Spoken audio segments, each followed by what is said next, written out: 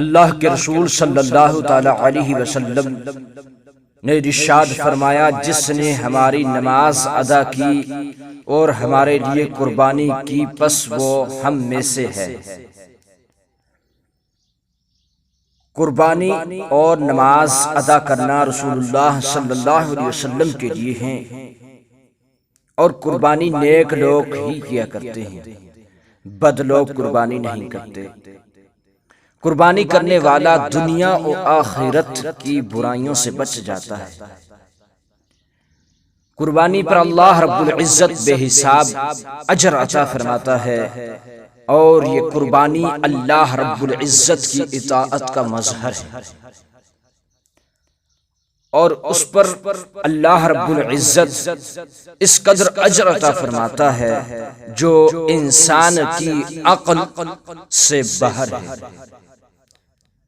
اور انسان کا فہم و ادراک، اس کی سمجھ، اس کا علم، اس کی ہوا کو بھی نہیں پا سکتا۔ ایک روایت میں حضرت عبداللہ بن عباس رضی اللہ تعالی عنہما بیان فرماتے ہیں کہ نبی کونین صلی اللہ علیہ وسلم نے ارشاد فرمایا، جو شخص خالص نیت سے راہ خدا میں جانور قربان کرتا ہے، اللہ تعالی اس کو اس قدر اجر دیتا ہے جس کا علم اللہ کے سوا کسی کو بھی نہیں۔ البتہ قربانی کا ادنا اور اس کا کمتر درجہ یہ بیان کیا ہے کہ قربانی کے جانور کے خون کے زمین پر گرنے والے قطرے کا ثواب یہ ہے کہ قربانی کرنے والے کو 70 درجے عطا فرما دیے جاتے ہیں، اور دوسرے قطرے کو زمین پر ٹپکتے ہی اللہ رب العزت اس کو 70 نیکیاں عطا فرما دیتا ہے، اور تیسرا قطرے پر اس کے 70 گناہوں کو بخش دیتا ہے، اور چوتھے قطرے کے بدلے میں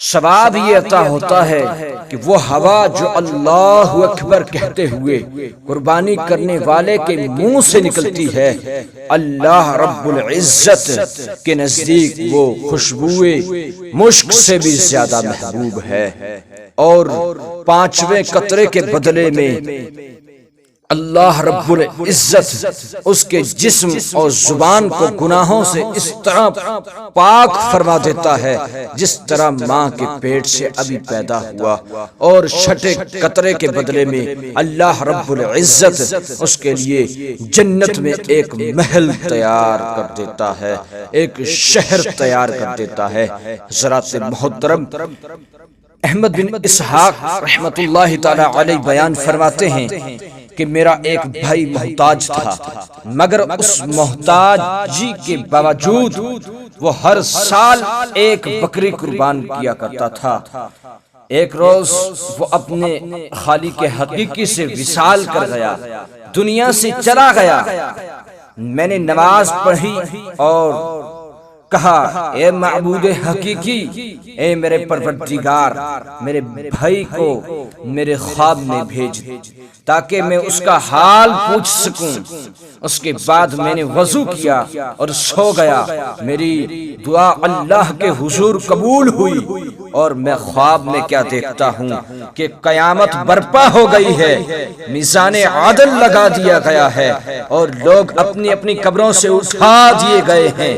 اچانک میری نظر اپنے بھائی پر پڑی، دیکھتا ہوں کہ وہ گھوڑے پر سوار ہے اور اس کے ہمراہ بہت سے گھوڑے ہیں۔ میں نے کہا، اے بھائی، اللہ نے تیرے ساتھ کیا معاملہ کیا ہے؟ وہ کہنے لگا، اللہ نے مجھے بخش دیا ہے۔ میں نے پوچھا کیا؟ وہ کہنے لگا، میں نے پوچھا کہ بخشش کا سبب کیا ہے؟ وہ کہنے لگا، ایک مرتبہ میں نے ایک بوڑھی سائلہ کو جو سوال کرنے والی تھی 1 درہم صدقہ کیا تھا، بس اسی صدقے کی بدولت اللہ تعالی نے میری مغفرت فرما دی۔ میں نے سوال کیا پھر گھوڑے یہ گھوڑے کیسے ہیں؟ کہنے لگے وہ میرا بھائی کہنے لگا کہ یہ گھوڑے وہ قربانیاں ہیں جو میں دنیا میں کیا کرتا تھا، اور جس گھوڑے پر میں سوار ہوں یہ میری پہلی قربانی ہے۔ میں نے پوچھا کہاں کے ارادے ہیں؟ اس نے کہا جنت کو جا رہا ہوں۔ یہ کہا اور پھر میری آنکھوں سے اوجھل ہو گیا۔